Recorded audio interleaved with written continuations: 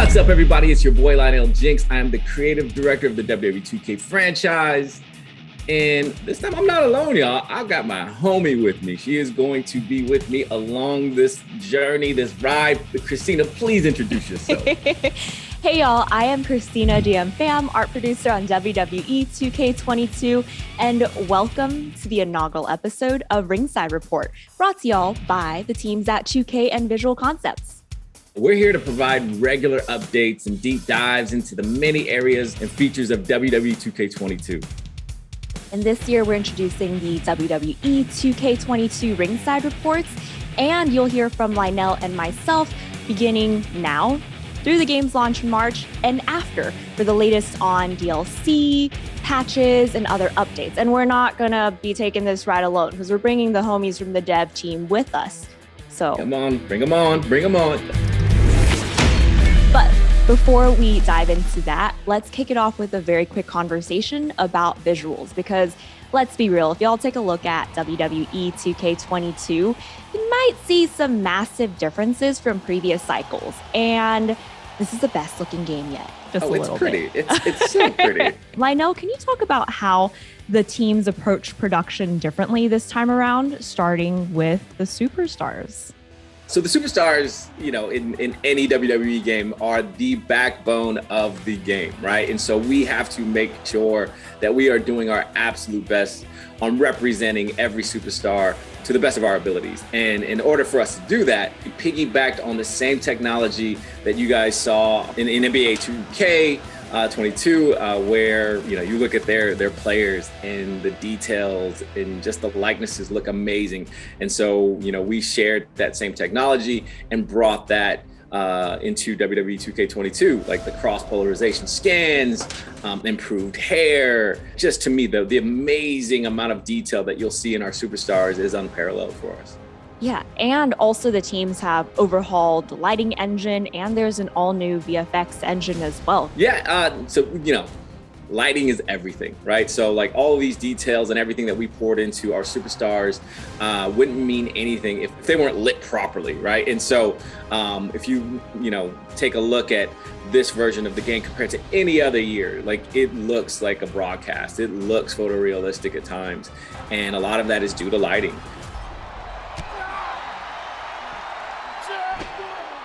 And before I forget, there was also a ton of new and improved championships as well. And one of my personal favorites, mainly because it's the team I work with most closely, is the environments team.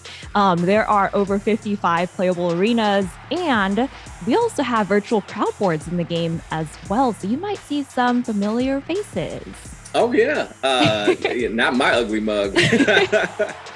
All right, we know what y'all been waiting for, so we have some folks in the waiting room. I'm gonna go ahead and invite all of them in. So, y'all, we're so excited today because y'all know who we got. Please welcome the gameplay leadership team, principal designer Jason Vandiver, senior designer Derek Donahue, and senior producer Jonathan Rivera. Y'all, this is extremely exciting, and thank you so much for joining us for the first episode of Ringside Report. Okay, so I don't want to linger any longer because folks have been asking for gameplay for a very, very long time. Without further ado, the moment y'all been waiting for, we are going to show you a 1v1 match between Rey Mysterio and Damian Priest. So let's roll the footage. So at this point, one of the things we very intentionally called out to our fan base is that we have a redesigned gameplay experience. And starting with Jason, can you talk about what that means to you and how gameplay hits different? In WWE 2K22, we have a completely new animation system. This system has allowed us to greatly improve the look and the feel of the characters. Basically, everything from the way the characters move and they traverse through the world to how they align with each other during attacks has been completely overhauled and redone.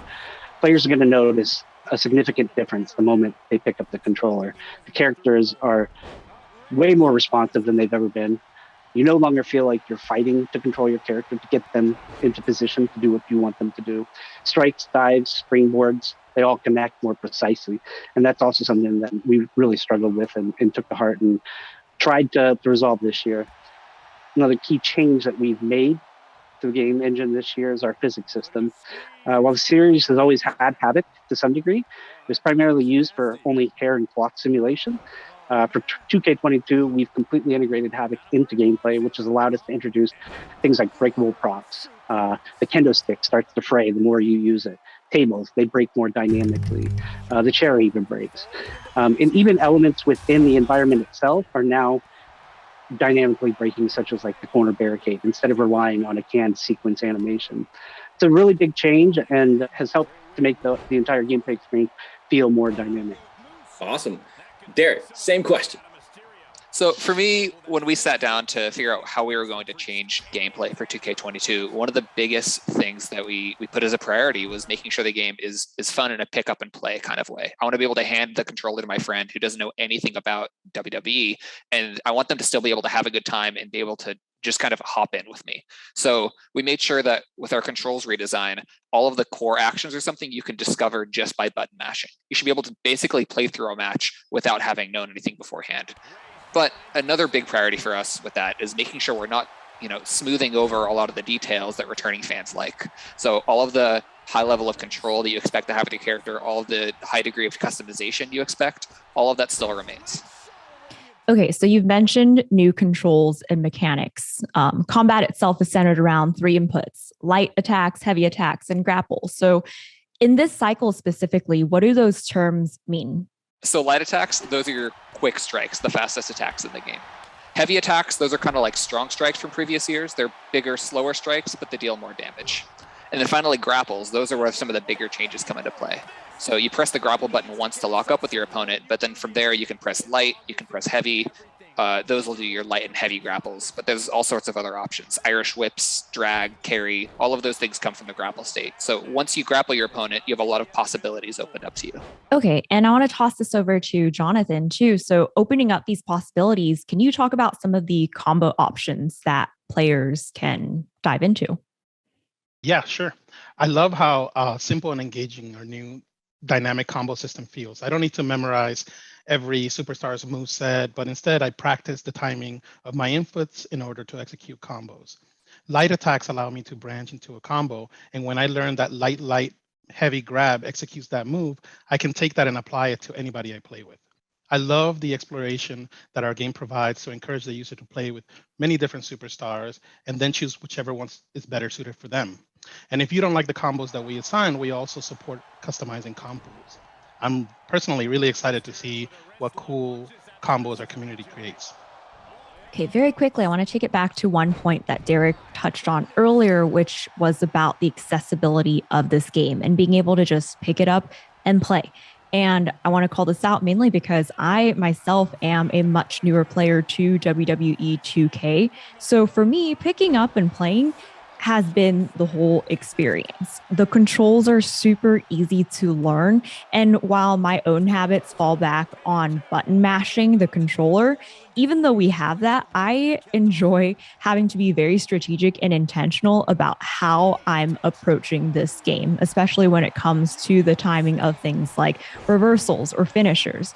So I can definitely attest to, hey, if you're feeling intimidated by this, please don't.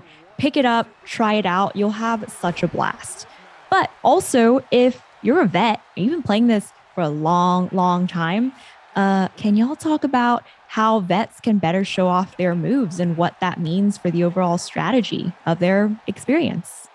So a lot of the strategy for our game comes with the new defensive options that we've added this year. So one of the biggest examples is breakers. Instead of reversals being the only tool for countering your opponent's attacks, grapples and combos actually don't use reversals. Instead, you counter them with a breaker. So when you're doing a grapple or a combo on your opponent, they can counter that attack by pressing the same light, heavy, or grapple input against you. So those moves are countered with breakers. Everything else is countered with a reversal. So knowing what kind of attack you expect your opponent to perform can already prime you to know how you want to counter it. So there's already a mind game at that level. Then you have blocking, which is all new. If you hold down the reversal button, you enter a blocking stance, and that lets you withstand light, heavy, and running attacks. And then you can counterattack faster than your opponent can after blocking.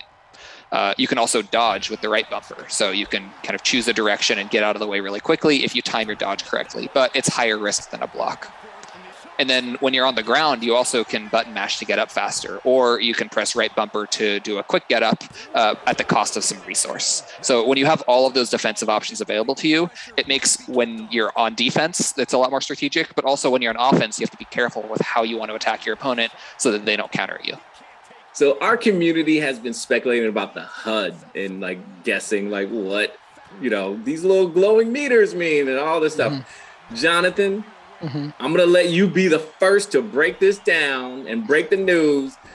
And let's dive into the HUD and give the community some clarity here. So our goal was to create a HUD that strips down all unnecessary aspects and simply gives the user the information that they need without distracting the user from the in-game action.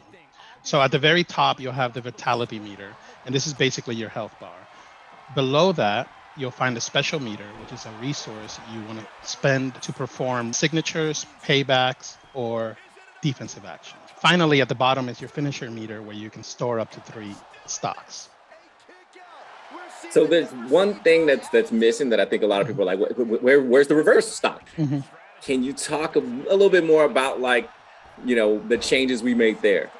Yeah, sure. Yeah, obviously the biggest change that we made was removing the reversal stock from the HUD. We felt that 2K20's matches came down to how the users manage their reversal stock. We wanted to bring a bit more skill to a match by giving the users unlimited reversals, but making them a little bit more difficult to execute. In our internal matches with 2K22, we get wild swings and back and forth and a bunch of oh-so-close moments that we really feel make the match memorable. And in addition to that, we added a new stun meter that shows up on the characters when it's close to being filled. So we're really excited to show off our new HUD and for our users to play with all of the new additions and our streamlined approach. Cool. Like one of the things that, at the end of the match where I'm like, in previous years or, iterations, once you basically knew once your opponent didn't have any reversal stock, all you had to do was hit your Sega finisher, match was over. That's not the case anymore, right? Like someone can just pull out like a reversal and there's this back and forth. And so Derek, can you talk about how strategy is incorporated into that part of this new mechanic? Yeah, so with reversals no longer being on a limit, that opens up a lot of possibilities for how your opponent can counter you, right? Like they could always pull a reversal out, or if you're using combos and grapples, they could hit you with a breaker. But the stun meter that Jonathan mentioned earlier, that's one of your biggest tools for making sure that you can pull off your biggest moves without getting countered. So lighter attacks, while they don't do as much damage to the vitality of the opponent, they're better at filling your opponent's stun. And if you can get their stun meter filled, that's your opportunity to perform an attack without the risk of getting a reversal or a breaker. Button mashing is back, y'all. Like I love it. It creates a whole new level of like intensity in those tight matches. And I got to practice my finger strength on that just so I can beat everyone down when this game goes online.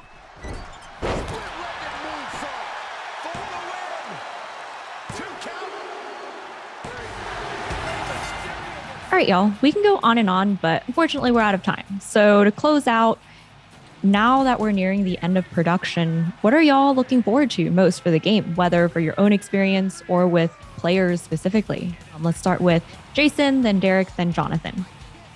I'm really looking forward to seeing how My Rise turns out. We've been working so hard on gameplay that haven't really been able to look at the rest of the game. Those guys have been really working to deliver an awesome story this year. And from everything I've seen, they're ready to deliver. You two, get in the ring. For me, it's the backstage, the completely redesigned backstage that I think people have only seen a small peek of. There's a lot of really cool stuff going back there, especially with the verticality. And for me, I'm super excited to see Rey Mysterio in our showcase mode, playing some classic matches that were recreated for WWE 2K22. So I think people are going to be really excited about that. Awesome. Well, again, thank you so much for joining us for the first Ringside Report ever for this cycle. Messed up. You didn't even ask me, Christina, like what I'm looking forward to. That's just messed up. It's going to leave me out. We'll take it back. We'll take it back. All right, rewind. Lionel, what are you most excited for? It's everything, right? Like, I've been fortunate enough to like have my hand in, every single cookie jar and As you can tell, like this COVID weight ain't going away anytime soon. But yeah, like it's seeing what we're doing on the gameplay side and how that bleeds into universe and how it bleeds into my rise and my GM, my faction. Like we've done so much in the time that we have, and I'm just super excited for everyone to get their hands on with it and just have fun. Like again, like just practice now, practice your thumb strength because you're gonna need it. Your thumb strength already. Do thumb exercises, little thumb push-ups. Y'all, so that wraps it for our first Ringside Report. Thank you to Jason Vandiver, Derek Donahue, and Jonathan Rivera for joining us. Sure. Thank you. Thank you for having us. Oh my God. Was I supposed to? You committed to the bit. Leave? No, I think that was.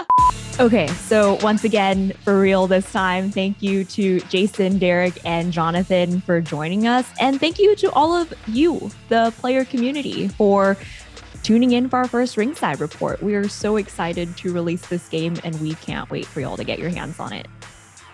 Yeah, thank you guys so much for joining us. And thank you all for tuning in. We will talk to you all soon. And in the meantime, check us out on social media at WWE Games. Okay, bye. Peace.